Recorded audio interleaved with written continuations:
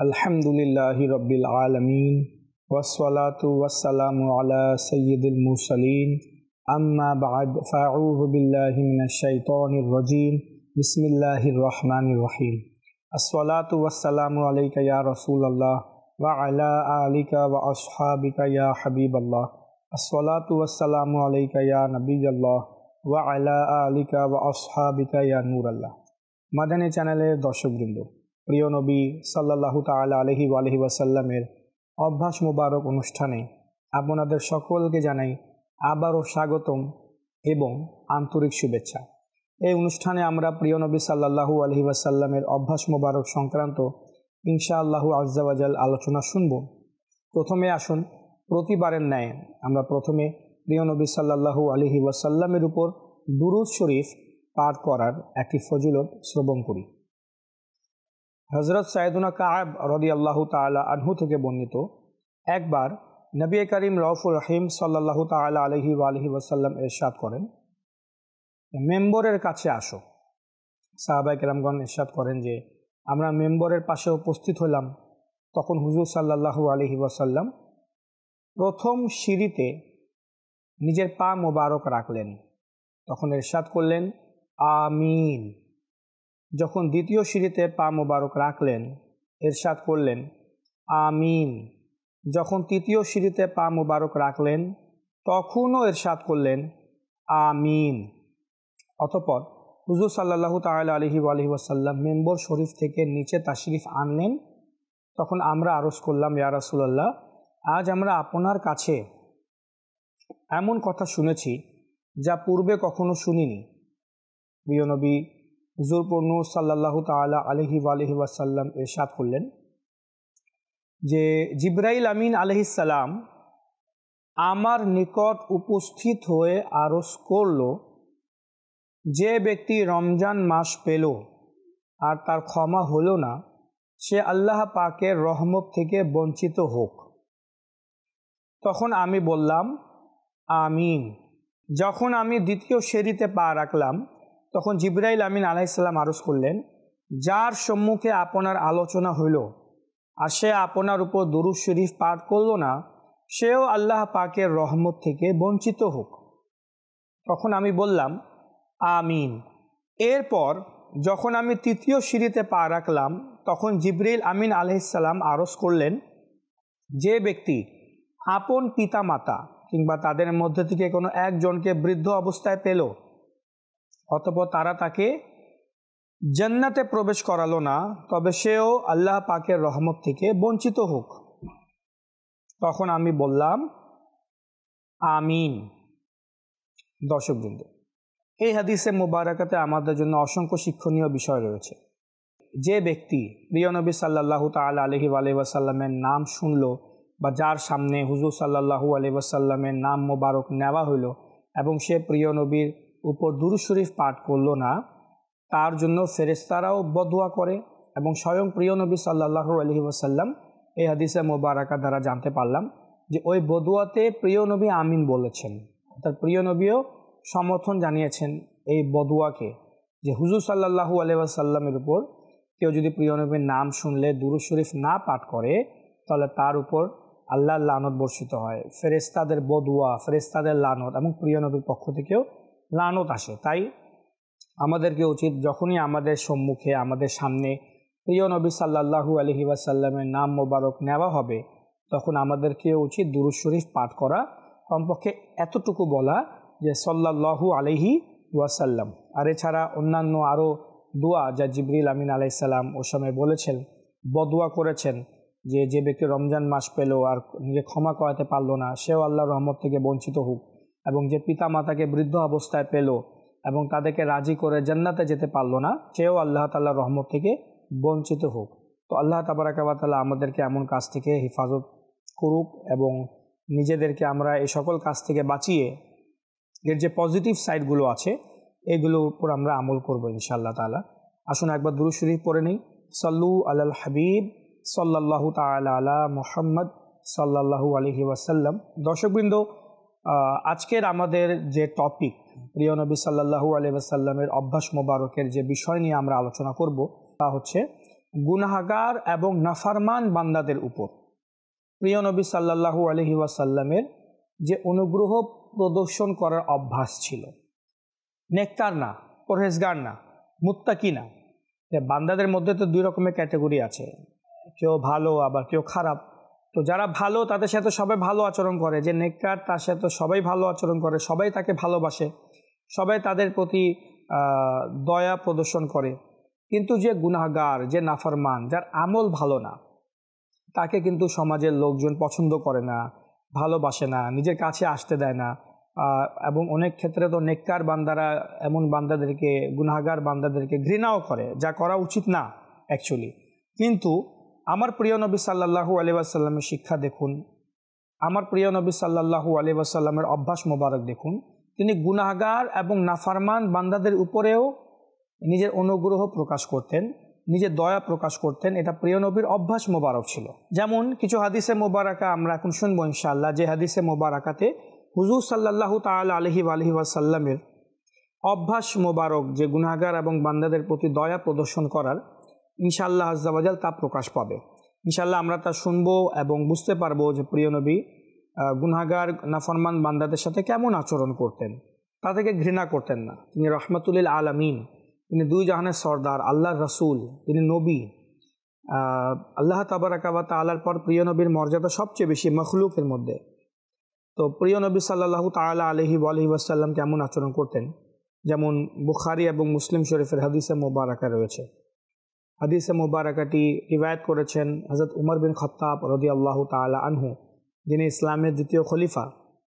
তিনি বলেন, আন্না রাজুলান আলা আহদিন নবী সাল্লাল্লাহু তাআলা আলাইহি ওয়াসাল্লাম কানা ইসমুহু আব্দুল্লাহ ওয়া কানা ইউকাল্লাবু হিমারান ওয়া কানা ইউদহিকু রাসূলুল্লাহি সাল্লাল্লাহু তাআলা আলাইহি ওয়াসাল্লাম। উমর বিন খাত্তাব রাদিয়াল্লাহু তাআলা আনহু রিওয়ায়াত করেন যে নবী করিম সাল্লাল্লাহু আলাইহি ওয়াসাল্লামের যুগে, প্রিয় নবীর জমানায়, এক ব্যক্তি যার নাম ছিল আব্দুল্লাহ এবং তার লকব উপাধি ছিল হিমার। এই লোকটি রাসূলুল্লাহ সাল্লাল্লাহু তাআলা আলাইহি ওয়াসাল্লামকে হাসাতো। ইউদহিকু রাসূলুল্লাহি সাল্লাল্লাহু তাআলা আলাইহি ওয়াসাল্লাম, প্রিয় নবীকে হাসাতো। প্রিয় নবী সাল্লাল্লাহু তাআলা আলাইহি ওয়াসাল্লাম মদ পান করার অপরাধে তাকে ইসলামিক শরীয়ত নিয়ম অনুযায়ী শাস্তি দিলেন। একদিন তাকে নেশাগ্রস্ত অবস্থায় আনা হলো। প্রিয় নবী সাল্লাল্লাহু আলাইহি ওয়াসাল্লাম তাকে নেশাগ্রস্ত অবস্থায় দেখে তাকে শাস্তি দেওয়ার নির্দেশ দিলেন এবং তাকে বেতরাঘাত অর্থাৎ শাস্তি প্রদান করা হলো। তখন দলের মাঝ থেকে এক ব্যক্তি বলল, ফাকালা রাজুলুন মিনাল কওমি আল্লাহুম্মা ইল আনহু মা আকসারা মা ইউতা বিহি। ফাকালা নবী সাল্লাল্লাহু তাআলা আলাইহি ওয়াসাল্লাম লা তাল আনুহু ফাওয়াল্লাহ মা আলিমতু আন্নাহু ইউহিব্বুল্লাহ ওয়া রাসূলা। তো এই ব্যক্তি বলল, এক ব্যক্তি তাদেরই মাঝে যখন তাকে শাস্তি দেওয়া হচ্ছিল, তো সাহাবায়ে কেরামদের মধ্যে এক ব্যক্তি বলে উঠল, হে আল্লাহ, তার উপর লানত বর্ষণ করুন। নেশাগ্রস্ত অবস্থায় তাকে কতবার আনা হলো, কতবার তাকে শাস্তি দেওয়া হলো, তারপরও মদের অভ্যাস সে ছাড়তে পারছে না, তার উপর লানত বর্ষিত হোক। তখন নবী করিম সাল্লাল্লাহু তাআলা আলাইহি ওয়াসাল্লাম ইরশাদ করেন, তোমরা তাকে লানত করো না, তোমরা তার জন্য লানতের দোয়া করিও না বা লানত পাঠাও না। কেন? মা আলিমতু আন্নাহু ইউহিব্বুল্লাহ ওয়া রাসূলা, আল্লাহর কসম আমি তাকে জানি যে সে অবশ্যই আল্লাহ এবং তার রাসূলকে ভালোবাসে। দেখুন, গুনাহগার বান্দা মদ পান করে, অন্যান্য মানুষেরা ঘৃণা করছে, একজন তো লানতের জন্য দোয়া করলো যে এরপর লানত বর্ষিত হোক, কিন্তু আমার প্রিয় নবী সাল্লাল্লাহু আলাইহি ওয়াসাল্লাম তাকে থামিয়ে দিলেন যে এভাবে লানতের দোয়া করিও না, কারণ সে আল্লাহ এবং আল্লাহর রাসূলকে ভালোবাসে, সে মুসলমান, সে ইমানদার, তার আমল খারাপ, কিন্তু তাকে এভাবে করো না। এটা হচ্ছে আমার প্রিয় নবী সাল্লাল্লাহু তাআলা আলাইহি ওয়াসাল্লামের দয়া, হুজুর সাল্লাল্লাহু আলাইহি ওয়াসাল্লামের মমতা। প্রিয় নবী এত দয়ালু ছিলেন। আচ্ছা, অনুরূপভাবে এক সাহাবী রিওয়ায়াত করেন যে আমরা প্রিয় নবী সাল্লাল্লাহু তাআলা আলাইহি ওয়াসাল্লামের সাথে বসেছিলাম। ইয জাআহু রাজুলুন ফাকালা ইয়া রাসূলুল্লাহ সাল্লাল্লাহু তাআলা আলাইহি ওয়াসাল্লাম হালাকতু। অর্থাৎ আমরা প্রিয় নবীর সাথে বসেছিলাম, এমতো অবস্থায় এক ব্যক্তি আসলো এবং বলল, ইয়া রাসূলুল্লাহ, আমি তো ধ্বংস হয়ে গেলাম, আমি শেষ হয়ে গেলাম, আমার উপর দয়া করুন। ক্বালা মা লাকা, ক্বালা ওয়াকাতু আলা ইমরাতি ওয়া আনা সাইমুন। প্রিয় নবী জিজ্ঞাসা করেন, তোমার কি হয়েছে, কি সমস্যা হয়েছে? তো সে বলল, ইয়া রাসূলুল্লাহ, আমি রোজারত অবস্থায় আমার স্ত্রীর সাথে সহবাস করে ফেলেছি। আর এটা নিশ্চয়ই গুনাহ এবং এটার অনুমতি নাই রোজা রাখা অবস্থায় এই কাজটা করা। তো ফাকালা রাসূলুল্লাহ সাল্লাল্লাহু তাআলা আলাইহি ওয়াসাল্লাম হাল তাজিদু রাকাবাতান তুতিকুহা? ক্বালা লা। প্রিয় নবী ইরশাদ করেন, তোমার কি এই সামর্থ্য আছে যে তুমি এক বাদীকে বা এক গোলামকে মুক্তি দিতে পারে বা আজাদ করতে পারো, তাকে মুক্তি দিয়ে দাও যদি পারো। তো সে বলল, ইয়া রাসূলুল্লাহ, আমার এই ক্ষমতায় সামর্থ্য নাই, আমার কাছে কোনো গোলামই নেই যে আমি কাউকে মুক্তি দান করব, বা এত সম্পত্তি নেই যে একটা গোলাম ক্রয় করে আমি তাকে মুক্তি দান করব বা তাকে আজাদ করব। ক্বালা ফাহাল তাস্তাতিউ আন তাসুমা শাহরাইনি মুতাতাবিআইনি? আচ্ছা, তুমি কি এই ক্ষমতা রাখো যে প্রায় 2 মাস টানা ধারাবাহিকভাবে রোজা রাখতে পারবে? তোমার কি ক্ষমতা আছে? তুমি কি 2 মাস ধারাবাহিকভাবে রোজা রাখতে পারবে? ক্বালা লা। সেই সাহাবী বললেন, ইয়া রাসূলুল্লাহ, না, আমি এটা পারবো না, আমি খুবই দুর্বল, আমার শরীরে এত শক্তি নেই যে আমি 2 মাস ধারাবাহিকভাবে টানা রোজা রাখতে পারবো। ফাকালা হাল তাজিদু ইতআমা 60 মিসকিনান? তুমি কি 60 জন মিসকিনকে আহার করাতে পারবে? ক্বালা লা। ইয়া রাসূলুল্লাহ, আমার এই ক্ষমতাও নেই, আমি গরিব মানুষ, আমি পারবো না। ফামাকাসান নবী সাল্লাল্লাহু তাআলা আলাইহি ওয়াসাল্লাম ফাবাইনা নাহনু আলা যালিকা উতিয়ান নবিয়্যু বিআরাকিন ফীমা তামরুন ওয়াল আরাকু মিক্তালু। অর্থাৎ প্রিয় নবী সাল্লাল্লাহু তাআলা আলাইহি ওয়াসাল্লাম তখন চুপ হয়ে গেলেন, আর কিছু বললেন না। তো রিওয়ায়াতকারী বলছেন, আমরা প্রিয় নবীর সাথেই ছিলাম, এমতো অবস্থায় এক ব্যক্তি 1 বস্তা খেজুর প্রিয় নবী সাল্লাল্লাহু তাআলা আলাইহি ওয়াসাল্লামের দরবারে উপহার স্বরূপ উপস্থাপন করলো, প্রিয় নবীকে দিল। প্রিয় নবী সাল্লাল্লাহু তাআলা আলাইহি ওয়াসাল্লাম খেজুরের বস্তা নেওয়ার পর ইরশাদ করেন, আইনা সাইল? ওই প্রশ্নকারী কোথায়, যে নিজের প্রবলেম নিয়ে এসেছিল কিছুক্ষণ পূর্বে? ফাকালা আনা। তো ওই ব্যক্তি বলল, ইয়া রাসূলুল্লাহ, আমি আমারও সমস্যা। প্রিয় নবী সাল্লাল্লাহু আলাইহি ওয়াসাল্লাম ইরশাদ করেন, খুযহা ফাতাসাদ্দাক বিহি। এ নাও এই খেজুরের বস্তা এবং এটা মানুষদের মাঝে সদকা করে দাও, এটা গরিব মিসকিনদের মাঝে দান করে দাও। তখন সে ব্যক্তি কি বলল শুনুন। সে ব্যক্তি বলল, ফাকালা রাজুলু আলা আফকরি মিন্নি ইয়া রাসূলুল্লাহ সাল্লাল্লাহু তাআলা আলাইহি ওয়াসাল্লাম। ওই সাহাবী বলেন, ইয়া রাসূলুল্লাহ, এই শহরে, এই গ্রামে বা এই শহরে আমার চেয়ে বড় গরিব মিসকিন আর কেউ নাই, আমি সবচেয়ে বড় গরিব। আপনি যে আমাকে বললেন এটা সদকা করে দেওয়ার জন্য, এটা দান করে দেওয়ার জন্য, আপনি ইয়া রাসূলুল্লাহ, আমারই অবস্থা খারাপ, আমি সবচেয়ে বড় গরিব, আমি সবচেয়ে বড় মিসকিন, আমি অন্যদেরকে আর কি দান করব। প্রিয় নবী সাল্লাল্লাহু তাআলা আলাইহি ওয়াসাল্লাম যখন তার এই কথা শুনলেন, হাদিসে মোবারকাতে রয়েছে, সাহাবী বলছেন, ফাদাহিকান নবিয়্যু সাল্লাল্লাহু তাআলা আলাইহি ওয়াসাল্লাম হাত্তা বাদাত আনিয়াবুহু। যে প্রিয় নবী সাল্লাল্লাহু তাআলা আলাইহি ওয়াসাল্লাম তার এই কথা শুনে তিনি মুচকি হাসি দিলেন।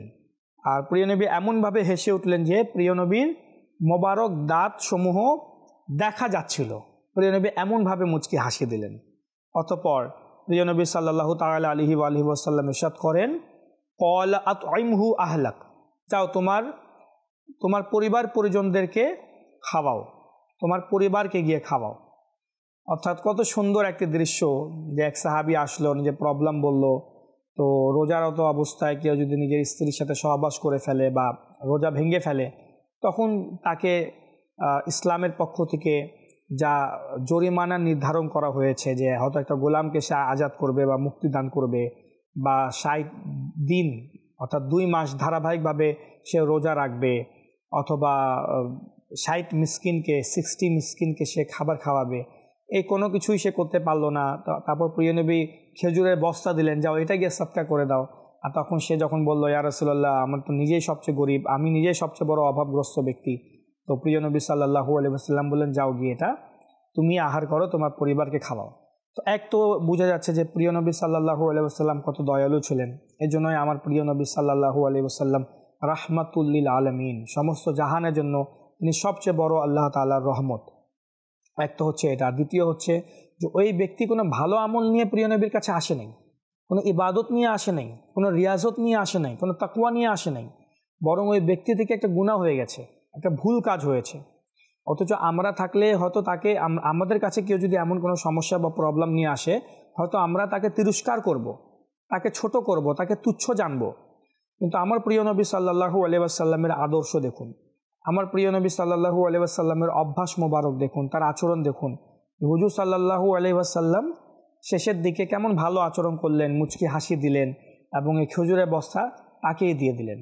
তো এইভাবে আমার প্রিয় নবীর অভ্যাস মোবারক ছিল যে গুনাহগারদের, নাফরমানদের প্রতিও প্রিয় নবী দয়া প্রদর্শন করতেন। শুধু তাই নয়, একবার এক বেদুইন, এটাও বুখারী শরীফের হাদিস, এটা বুখারী শরীফের হাদিস, আবার ইমাম তিরমিজিও রিওয়ায়াত করেছেন, ইমাম নাসাই এবং ইমাম আবু দাউদ, ইমাম ইবনে মাজা এবং মুসনাদ আহমদ বিন হাম্বলের মধ্যেও এই হাদিসে মোবারকাতি রয়েছে। অনেক প্রসিদ্ধ একটি হাদিসে মোবারকা, যা হযরত আবু হুরায়রা রাদিয়াল্লাহু তাআলা আনহু হতে বর্ণিত, যে এক বেদুইন আরবি ব্যক্তি মসজিদের ভিতরে প্রস্রাব করে দিল।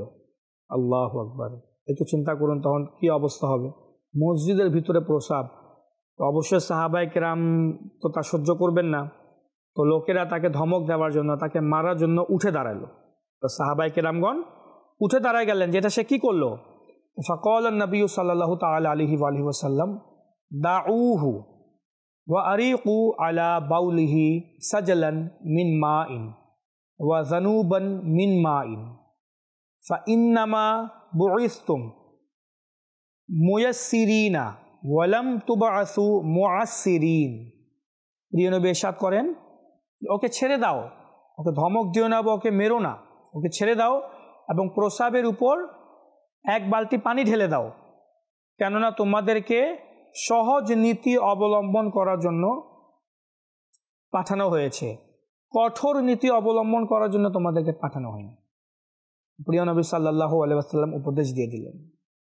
প্রিয় নবীর যে অভ্যাস মোবারক, আমরাও যেন নিজেদের মধ্যে নিয়ে আসি, আমরাও যেন এর উপর আমল করি, তা বাস্তবায়ন করি। তাই প্রিয় নবী আমাদেরকে কত সুন্দর একটি উপদেশ দিলেন, ফাইন্নামা বুইসতুম মুয়াসসিরিনা ওয়া লাম তুবআসু মুআসসিরিন, যে তোমাদেরকে সহজ নীতি অবলম্বন করার জন্য পাঠানো হয়েছে, কঠোর নীতি অবলম্বন করার জন্য পাঠানো হয়নি।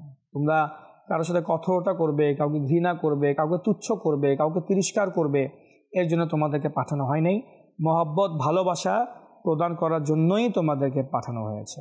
অনুরূপভাবে গুনাহগার এবং নাফরমানদের প্রতি প্রিয় নবী সাল্লাল্লাহু তাআলা আলাইহি ওয়াসাল্লাম দুনিয়াতে তো দয়া প্রদর্শন করেছেন, আলহামদুলিল্লাহ, নিজের রওজা শরীফ হতে আজও করছেন।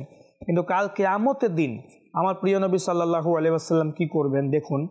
তিরমিজি শরীফের হাদিসে মোবারকাতে রয়েছে, প্রিয় নবী সাল্লাল্লাহু আলাইহি ওয়াসাল্লাম ইরশাদ করেন, শাফাআতি লি আহলিল কাবাইর মিন উম্মতি, আমার উম্মতের কবিরা গুনাহকারীগণ, নাফরমানিকারীগণ বিশেষভাবে আমার শাফাত লাভ করবে, অন্য উম্মতেরা শাফাত লাভ করতে পারবে না। মানে অর্থাৎ প্রিয় নবী সাল্লাল্লাহু তাআলা আলাইহি ওয়াসাল্লামের যে গুনাহগার উম্মতিরা রয়েছে, আমার প্রিয় নবী তাদের শাফাত করবেন।